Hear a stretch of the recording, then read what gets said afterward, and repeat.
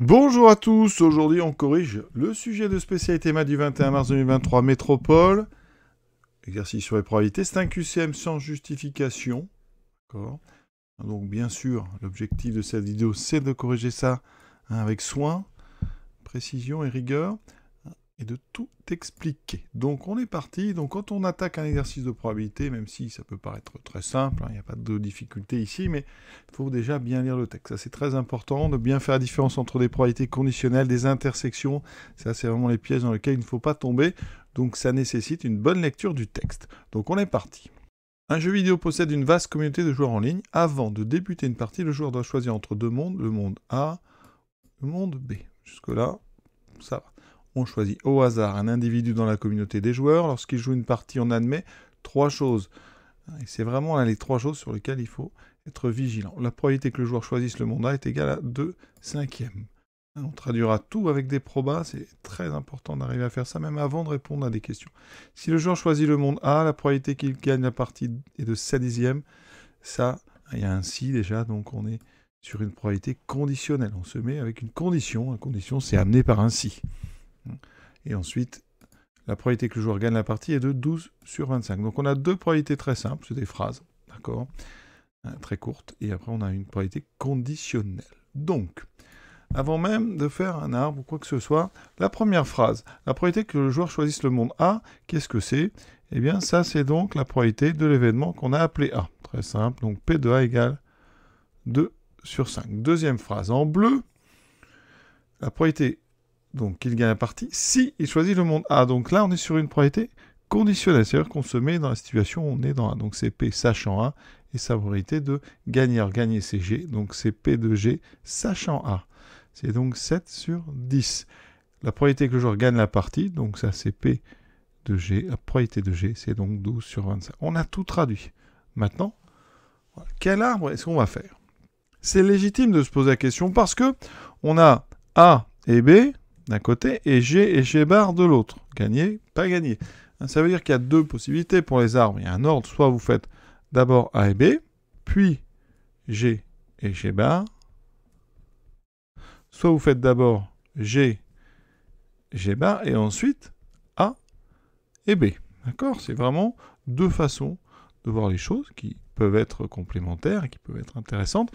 Et en fonction des données, mais on va choisir l'un ou l'autre. Ici, nous, on a P2G sachant A. Alors, quand on a une probabilité sachant A, forcément, il faut faire un arbre qui commence par A. Donc, c'est le premier arbre qui va être intéressant pour modéliser cet exercice. Donc, ici, eh bien, on va indiquer. Qu'est-ce qu'on peut remplir grâce au texte? C'est ça le plus important. Donc, A, c'est 2 cinquièmes. Donc, par soustraction avec 1, c'est 3 cinquièmes pour B. Ensuite, on a P2G sachant A. P2G sachant A, c'est une probabilité qu'on met sur la branche qui va de A vers G. Donc ici, ça tombe bien. On a choisi le bon arbre, on met 7 dixièmes. Donc ici, par soustraction, 3 dixièmes. Et ensuite, on a P de G, mais vous voyez que P de G, on ne peut pas le mettre pour l'instant parce que il y a deux chemins qui amènent à G. On verra avec la loi des probabilités totales ce qu'on peut en faire. Mais cette info ici, il ne faudra pas l'oublier parce qu'on ne peut pas la placer dans notre arbre. Première question. C'est très simple. C'est comme ça maintenant le bac. Il faut s'y faire. Donc on vous demande la probabilité que le joueur choisisse le monde A et gagne la partie. Alors quand on a un et comme ça dans une phrase en probabilité sur un événement, c'est une intersection. On vous demande la probabilité de A inter gagner, donc inter G. Ça, eh bien, ça veut dire que vous avez parcouru le chemin passant par A et G. Alors ça peut être dans cet ordre-là ou dans l'autre ordre si vous avez fait l'autre arbre, d'accord? Dans tous les cas, ici ça sera un produit. Alors dans l'ordre qui nous intéresse, c'est donc P de A, principe de multiplication fois la probabilité de cette deuxième branche, je vous l'ai dit, c'est une conditionnelle, c'est P de G sachant A. D'accord? Donc on a dit P de A c'est 2 cinquièmes, P de G sachant A c'est 7 dixièmes, tout ça c'est donné. Ça nous fait, alors on simplifie ici par 2, il reste 7 sur 5 fois 5, 7 sur 25. La bonne réponse, vous voyez, c'est la réponse C. On fait attention, parce que parfois on fait des erreurs qui sont quand même de proposer, parce qu'on anticipe les erreurs quand on fait un QCM, donc vérifiez bien à deux fois. Deuxième question, on vous demande la probabilité de G sachant B. C'est bien, parce que là, vraiment, on voit que le bac est de plus en plus facile. On vous dit même ce que c'est G sachant B, au cas où vous n'ayez pas été en cours, vous ayez dormi, je ne sais pas. Voilà. Je suis toujours surpris quand même quand on met ça. Mais c'est pareil, je vous le dis, il faut s'y faire, il faut accepter les choses. Alors, P2G, sachant B. Le problème, c'est que c'est la probabilité qu'on mettrait dans l'arbre sur ce chemin-là. Et nous, on ne l'a pas. D'accord? Ça, on ne l'a pas, ça n'était pas donné. Donc, eh bien, il va falloir utiliser la troisième info, la probabilité de G. Alors, comment utiliser la probabilité de G? G, il y a deux façons d'atteindre G. C'est donc la fameuse formule des probabilités totales. Vous avez un premier chemin qui passe par A, puis par G. Et vous allez ajouter les deux. Et le deuxième chemin. La probabilité d'un événement, c'est la somme des probabilités des chemins qui mènent à cet événement.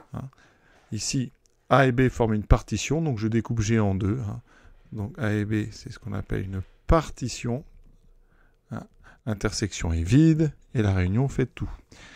Et ça, eh bien, c'est égal à P de G. Si vous mettez ça au bac, on met probabilité totale. D'accord? Qu'est-ce qu'on connaît là-dedans? Eh bien, P de A inter G, on le connaît, on l'a calculé à l'instant, c'est 7 sur 25. Ça va me donner la probabilité de B inter G. D'accord? Attention, moi je cherche P de G sachant B parce que je vais appliquer une formule. P de G sachant B, c'est P de B inter G sur P de B. Il faut connaître les formules par cœur. Vous voyez pourquoi? Je connais P de B, on a dit par soustraction, c'est 3/5, mais je ne connais pas encore P de B inter G. C'est pour ça que j'ai besoin des probabilités totales pour la trouver. P de G, ici, eh bien, c'était donné dans le texte. C'est justement l'information qu'on n'a pas utilisée, c'est 12 sur 25. Vous voyez, on passe par ça. Donc, on va calculer la probabilité de B inter G. C'est une soustraction 12 sur 25 moins 7 sur 25. 12 moins 7, ça fait 5. Ça fait 5 sur 25, ça fait 1 sur 5. Je simplifie par 5, donc on a 1 sur 5 sur 3 sur 5. Donc, ça fait, on multiplie par l'inverse de 3/5. Ça se simplifie par 5, il reste 1 sur 3. Voilà, on est un peu rassuré parce qu'il y a 1 sur 3 comme proposition. Maintenant, on passe aux 3 questions sur le chapitre de la loi binomiale. Donc, dans l'exercice, un joueur effectue 10 parties successives. On assimile cette situation à un tirage aléatoire avec remise. On rappelle que la probabilité de gagner une partie est de 12 sur 25. Donc là, on a un tirage aléatoire avec remise. On est donc dans le cas d'un schéma de Bernoulli. Ça veut dire que ici, en appelant donc grand X, le nombre de gains sur les 10 parties, eh bien, on a X qui suit. Donc la loi binomiale, deux paramètres, donc 10. La probabilité du gain, on nous dit que c'est 12 sur 25, donc les paramètres c'est 10 et 12 sur 25, le succès étant donc le gain. Voilà, alors, question 3. La probabilité que le joueur gagne exactement 6 parties, c'est donc P de X égale 6. Alors, avec le cours, c'est 6 parmi 10, fois le succès, donc on considère 6 succès, donc le succès à la puissance 6, fois l'échec, donc 13 sur 25 à la puissance, donc il y a 10 parties, 6 gains, donc il y a 4 échecs. Voilà. Mais ça, c'est la calculatrice qui va le faire, donc vous allez dans le mode, tout le monde connaît, sur les lois binomiales. Donc sur la Casio, vous allez dans statistiques, distribution binomiale, et vous voulez P de X égale, c'est donc BPD ici. Voilà, vous indiquez X, donc vous voulez 6 succès sur 10 essais avec un succès à 12 sur 25. Et vous n'avez plus qu'à appuyer sur exécuter, ça fait 0,1877, etc. On arrondit, ça fait 0,188, donc à 10-3. Sur la Texas, vous allez sur le menu distribution ici, seconde distribution. Vous allez chercher donc la loi binomiale, la première, le A ici. 10 essais, probabilité, vous mettez X et il n'y a rien à faire à part appuyer sur exécuter 2 fois, 1 fois, 2 fois, vous avez la même valeur. Sur la NumWorks, ici, donc vous allez dans probabilité, vous validez, loi binomiale, vous validez, nombre de répétitions 10, succès 12 divisé par 25, voilà, le plus dur est fait. Ici, pour mettre égal, vous allez sur le petit dessin qui est là, vous descendez sur le petit trait, vous validez, maintenant vous avez égal et vous mettez donc ici égal 6. Voilà, c'est tout. Et le résultat s'affiche, je n'avais plus qu'à arrondir. Ensuite, le 4. Donc ici, On considère un entier naturel n pour lequel la probabilité arrondie au millième que le joueur gagne au plus n parties est de 0,207. Donc qu'est-ce qu'on a ici? On cherche n tel que au plus, donc c'est inférieur ou égal à n, soit égal à 0,207. Donc là, on va faire par tâtonnement, avec p de x inférieur à, puis on va tester. Et ici, il faut que ça soit donc à peu près 0,207. Sur une Casio, donc ici, on ressort parce qu'il faut probabilité inférieure ou égale. Ça, c'est le BCD, le cumulatif. Donc lower, alors ici, on va aller donc de 0 jusqu'à, on va commencer par exemple à 3. Nom DC 10, je valide. Alors, ici, on a la probabilité par contre, bougez pas, je mets 12 sur 25. Voilà, ça fait 0,48. Je valide, je trouve 0,206, bah, ça tombe bien, c'est déjà la bonne. Donc c'est n égale 3. Sur la Texas, donc on retourne au mode distribution. Imaginez, vous essayez par exemple d'abord 2. Donc sur distribution, pardon, je ne vais pas montrer. Il faut aller, cette fois-ci, que je ne me trompe pas, il faut aller sur la deuxième, le B, pour faire du inférieur ou égal. Donc là, nombre d'essais, je vais essayer, on a toujours 10, pardon. Le succès, c'est 12 sur 25. Je valide. Valeur de x. Alors vous essayez par exemple 2. Et vous voyez, 2, c'est trop petit. Donc, ici, on y retourne.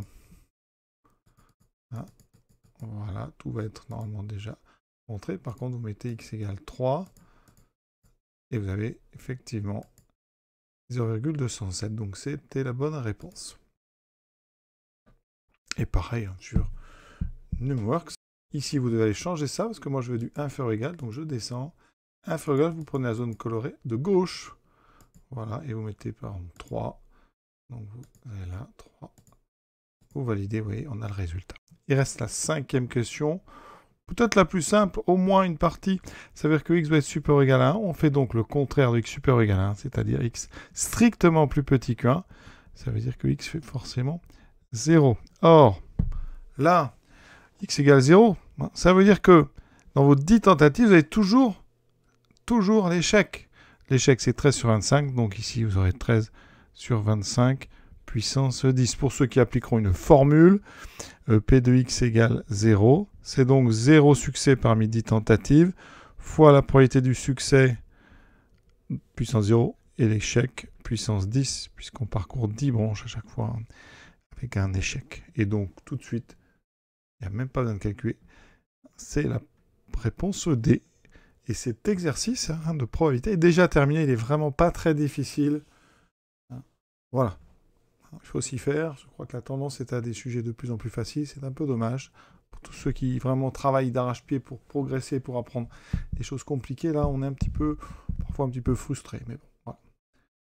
À très bientôt.